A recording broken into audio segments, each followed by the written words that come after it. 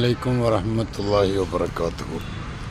സമസ്ത കേരള ജംഇയ്യത്തുൽ ഉലമയുടെ 40-ാം വാർഷികവും 60-ാം വാർഷികമൊക്കെ കോഴിക്കോട് വെച്ച് നടന്നപ്പോൾ സ്റ്റേജിലുണ്ടായിരുന്ന മഹാന്മാർ, മുൻനിരയിലിരുന്ന മഹാന്മാരാണ് കണ്ണിയത്ത് ഉസ്താദ്, റഈസുൽ മുഹഖിഖീൻ കണ്ണിയത്ത് ഉസ്താദ്, ശംസുൽ ഉലമ ഇ.കെ. ഉസ്താദ്, താജുൽ ഉലമ ഉള്ളാൾ തങ്ങൾ പാപ്പ, പി.എ. അബ്ദുള്ള മുസ്ലിയാർ, ചെറുവണ്ണൂർ മുഹമ്മദ് ഹാജി തങ്ങൾ, അത് വലിയുല്ലാഹി വാണക്കാട് മുഹമ്മദ് അലി ശിഹാബ് തങ്ങൾ, കോട്ടുമല ഉസ്താദ് ഷെയ്ഖുന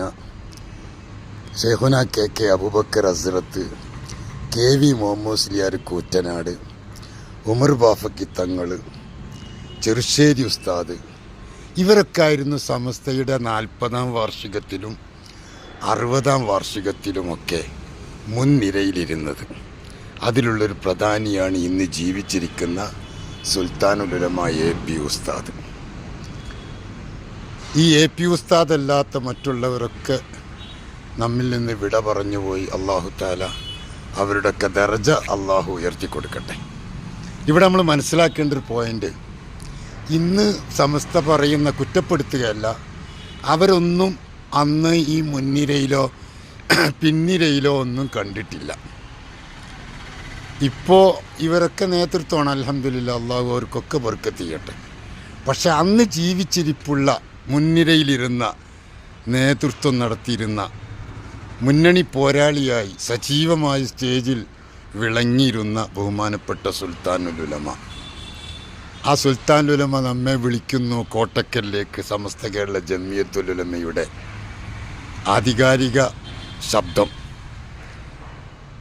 വിളംബര ജാഥയിലേക്ക് കോട്ടക്കലിലേക്ക് വിളിക്കുകയാണ്. നാളെ ശനിയാഴ്ച 14-ാം തീയതി എല്ലാവരും അതിലേക്ക് വരിക. നമുക്ക് കിട്ടുന്ന അസുലഭ സന്ദർഭമാണ്. അന്ന് ജീവിച്ചിരിപ്പുള്ള മഹാന്മാരുടെ കൂട്ടത്തിൽ ബഹുമാനപ്പെട്ട ഉസ്താദ് മാത്രമേ ഉള്ളൂ ആ മുൻനിരയിലെ നേതൃത്വത്തിൽ ഇന്ന് ജീവിച്ചിരിക്കുന്നവർ. അതുകൊണ്ട് തന്നെ ഇതൊരു അത്ഭുതമാണ്, ഒരു സംഭവമാണ്.